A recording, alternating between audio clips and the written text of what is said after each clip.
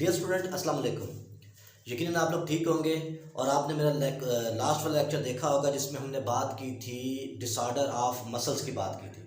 आज हम बात करेंगे स्केलेटल मसल्स की, और स्केलेटल मसल्स की हम बात करेंगे और उसमें हमने डिस्कस करना है the arrangement of skeletal muscles, कि ये जो स्केलेटल मसल्स होते हैं जिनका काम होता है मूवमेंट करना, जिनका काम है हमारी बॉडी को क्या करना, जेस्चर देना, शेप देना, साथ हमारे जैसे मैं हाथों को मूव कर रहा हूँ अब इनका काम है मूव करना। तो वो मसल जो मूव कराते हैं या बॉडी के आर्गन को या बॉडी की बोन्स को क्या करते हैं, वो मूवमेंट देते हैं, हम लोग उन्हें कहते हैं स्केलेटल मसल्स कहते हैं। अब इनके अरेंजमेंट को हम डिस्कस करेंगे। देखिए, मसल की जब बात की जाती है तो इससे पहले कि मसल्स को डिस्कस करें हम तीन पार्ट को उसको डिस्कस करते हैं। पहली बात यह है, समझाने के लिए फर्ज करो कि ये मेरे पास एक बोन मौजूद है, ये दूसरी बोन मौजूद है, ठीक है। अब ये बोन्स मौजूद हैं तो होता यह है कि मसल जब भी होता है तो मसल के तीन पार्ट होते हैं। एक पार्ट वो होता है जहां से मसल जो है वो अराइज होता है। अब जहां से मसल अराइज होता है हम उसे कहते हैं उसका हेड या उसे कहते हैं उसका ओरिजिन। इसका मतलब ये है कि हर मसल का क्या होता है, एक स्टार्ट होता है, उस स्टार्ट को हम लोग नाम देते हैं किसका, उसका हेड का नाम देते हैं, या उसे हम नाम देते हैं उसके ओरिजिन का।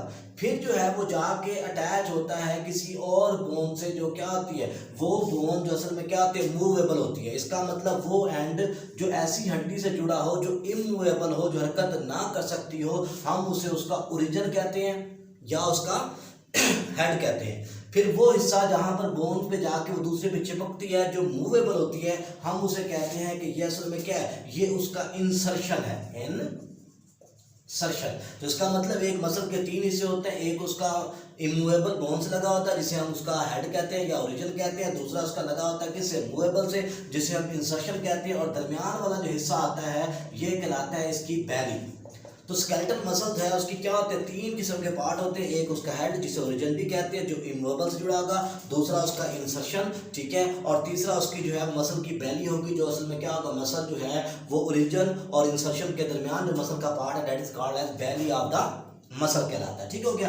अब स्केलेटल मसल्स वो होते हैं जैसे हमने बताया जो मूवमेंट करते हैं, तो हम लोग उन्हें स्केलेटल मसल्स का नाम देते हैं। खाली मसल नहीं होते बल्कि कनेक्टिव टिश्यूज भी होते हैं। अब ये कनेक्टिव टिश्यूज कौन से होते हैं वो हम देखते हैं। असल में ये जो कनेक्टिव टिश्यू होते हैं वो दो किस्म के होते हैं, एक होते हैं इलास्टिक, एक होते हैं नॉन इलास्टिक। ठीक हो गया। अब ये जो नॉन इलास्टिक है वो लचकदार नहीं होते, असल में वो कहलाते हैं टेंडन्स। टेंडन वो होते हैं जो बोन को बोन से जोड़ते हैं। तो ऐसे कनेक्टिव टिश्यू जो नॉन इलास्टिक हों और बोन को बोन से जोड़े, हम लोग उन्हें कहते हैं कि ये क्या है, ये टेंडन्स हैं। दूसरे वो होते हैं जो क्या करते हैं, बोन्स को मसल के साथ जोड़ते हैं, ये भी कनेक्टिव होते हैं लेकिन होते ही थोड़े से इलास्टिक है, तो इन्हें नाम दिया जाता है किसका, लिगामेंट का। तो लिगामेंट और टेंडन ये अक्सर शॉर्ट क्वेश्चन भी पूछा जाता है कि टेंडन्स क्या होते हैं। वो कनेक्टिव टिश्यू जो इन इलास्टिक होते हैं, नॉन इलास्टिक होते हैं, जो बोन को बोन से अटैच करते हैं that is called as tendon, और जो इलास्टिक होते हैं जो बोन को मसल के साथ अटैच करते हैं, हम उन्हें कहते हैं कि ये क्या है, ये असल में जो है वो लिगामेंट्स है। तो इसका मतलब ये कनेक्टिव टिश्यू है टेंडन, लिगामेंट्स। और स्केलेटल मसल जो हमारे पास मौजूद है उसके तीन पार्ट है, एक उसका ओरिजिन है, एक उसका इंसर्शन है, और उसके साथ उसकी बैली जो है ये मौजूद होती है। अब हमने देखा है ये है कि जब हम अपनी आर्म की बात करते हैं, एल्बो की बात करते हैं, तो हमारे मसल जो है वो पेयर की शक्ल में होते हैं। अब टोटल जो ह्यूमन बॉडी है उसके अंदर जो है वो 650 जो है वो स्केलेटन के करीब 650 के करीब जो है वो पेयर ऑफ मसल मौजूद है। ये पेयर ऑफ मसल जो है ये एक दूसरे के क्या करते हैं, इफेक्ट को रिवर्स करते हैं। यानी कि अगर एक मसल जो है वो कंट्रैक्ट हो रहा है तो दूसरा क्या करेगा, दूसरा उसके इफेक्ट को रिवर्स करेगा, यानी कि उसे रिलैक्स कर देगा, कंट्रैक्शन को रिलैक्स कर देगा। तो इसका मतलब यह है कि ऐसी मूवमेंट जिसमें क्या हो, एक पार्टनर जो है वो क्या करे, वो जो है वो कंट्रैक्ट करे तो दूसरा रिलैक्स कर दे उसके असर को, और पहले वाला अगर क्या करे, रिलैक्स करा तो दूसरा कंट्रैक्ट करे। जब दोनों मसल्स एक दूसरे की अपोजिट मूवमेंट शो करते हैं, यानी कि एक दूसरे के इफेक्ट को रिवर्स करते हैं, तो हम उन मसल को कहते हैं एंटागोनिस्टिक पेयर ऑफ मसल्स। तो ये भी शॉर्ट क्वेश्चन पूछा जाता है, what is antagonistic pair of muscle, that pair of muscle in which one के तरीका partner of the pair is contract and other is reverse its effect. तो एक कंट्रैक्ट करता है, दूसरा रिलैक्स करे, दूसरा कंट्रैक्ट करता है, तो पहला ठीक है ना वो रिलैक्स करे। तो हम ऐसे कहते हैं मसल्स को क्या कहते हैं, इन्हें कहते हैं एंटागोनिस्टिक पेयर ऑफ मसल्स। और ये जो फिनोमिना होता है इसे भी नाम दिया जाता है, एंटागोनिज्म का नाम दिया जाता है। इसकी बेहतरीन मिसाल जो हमने डिस्कस करनी है वो है हमारे पास एल्बो जॉइंट। देखिए एल्बो जॉइंट हमारे पास मौजूद है, कोनी वाला जॉइंट है। आप देखें ये मेरी जो है वो बाजू मौजूद है, ये हमारे पास क्या, अब इसमें दो काम हो रहे हैं। पहला हो रहा है जिसे हम कहते हैं फ्लेक्शन, यानी कि बेंडिंग होना। अब ये बाजू मेरी क्या हो रही है, बेंड हो रही है। इसे जो है ना वो क्या कहते हैं, वो मसल जो बाइसेप वगैरह के हम डिटेल में पढ़ते हैं, वो मसल जो इसे बेंड कर रहे हैं हम उन्हें कहते हैं फ्लेक्सर मसल्स। ठीक हो गया, ठीक है ना।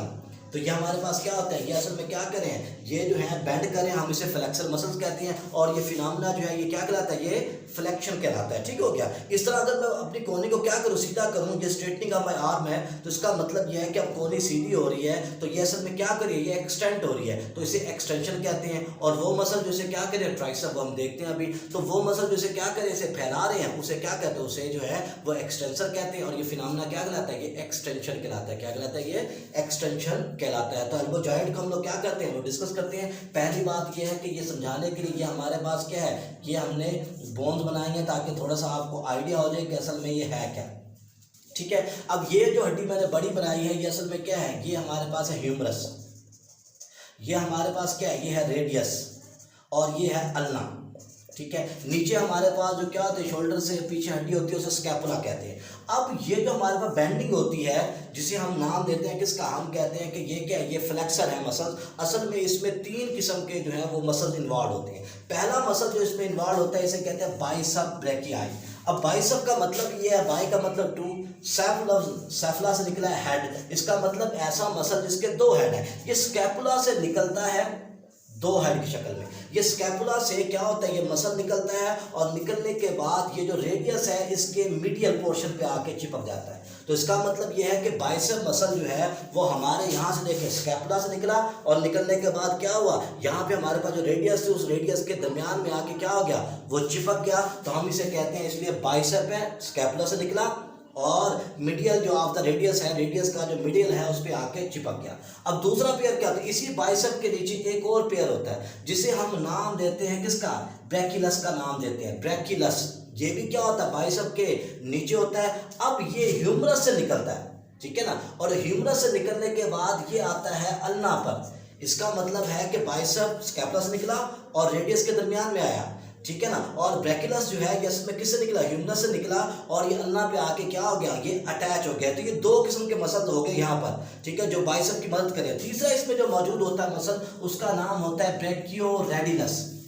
ये भी बाइसेप के नीचे होता है, और ये क्या होता है, अराइज होता है from the lateral side of humerus, यानी कि ह्यूमरस की जो नीचे वाली साइड है उससे क्या होता है, उससे ये अराइज होता है। अराइज होने के बाद ये क्या होता है, ये आके रेडियस में चिपकता है। तो इसका मतलब ये है कि जो हमारे पास मौजूद है फ्लेक्सर, उसमें तीन मसल है, बाइसेप, ठीक है, ब्रैकियाई जिसे हम कहते हैं, दूसरा ब्रैकियलस, तीसरा हमारे पास ब्रैकियोरेडियस। तीन किस्म के मसल मौजूद हैं। जो बाइसेप है ये स्कैपुला से अराइज हो रहा है, रेडियस के दरमियान में आ रहा है, ठीक है। जो हमारे पास क्या है, ब्रैकियलस है, वो कहाँ से अराइज हो रहा है, वो ह्यूमरस के अराइज हो रहा है, अल्ना में आ रहा है। इस तरह कौन सा ब्रैकियोरेडियस है, जो कहाँ से अराइज हो रहा है, जो ह्यूमरस के नीचे से, यानी निचले वाले पोर्शन से, लेटरल पोर्शन से अराइज हो रहा है, और वो भी कहाँ आ रहा है, रेडियस में आ रहा है। और इस तरह ये मसल्स क्या करते हैं, इस तरह मसल ये बेंड करते हैं। नीचे वाला मसल क्या कर रहा है, वो जो है रिलैक्स हो रहा है, ये बेंड कर रहा है, कंट्रैक्ट कर रहे हैं। हम इसे कहते हैं कि ये क्या कर रहे हैं, ये फ्लेक्शन कर रहे हैं, और इसलिए हम इन्हें फ्लेक्सर का नाम देते हैं, बेंडिंग ऑफ द एल्बो। अब स्ट्रेटनिंग ऑफ एल्बो, जो कोनी क्या होगी, वो सीधी होगी, उसमें जरा समझने की चीजें हैं। अब उसके अंदर स्ट्रेटनिंग ऑफ जॉइंट, स्ट्रेटनिंग की बात करते हैं कि लफ्ज होता है एक्सटेंशन। एक्सटेंशन का मतलब ये होता है कि वो अमल जिसमें क्या होता है, जिसमें हमारी कोनी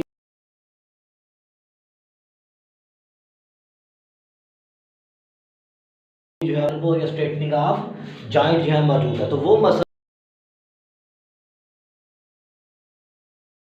देते हैं। तो ये बेसिकली क्या होता है, ये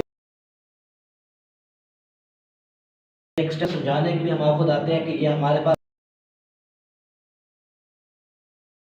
क्या है, ये रेडियस मौजूद है, ठीक है। अब इसमें होता ये है कि इसमें जो मसल या मसल इन्वॉल्व है उसका नाम है ट्राइसेप। ट्राइसेप मतलब तीन हेड, ऐसा मसल जिसके तीन हेड होते हैं हम ट्राइसेप कहते हैं, ठीक है। अब ट्राइसेप हमारे नीचे मौजूद है, इसके जो दो हेड होते हैं, ठीक है ना, दो होते हैं ह्यूमरस से, दो हेड इसके।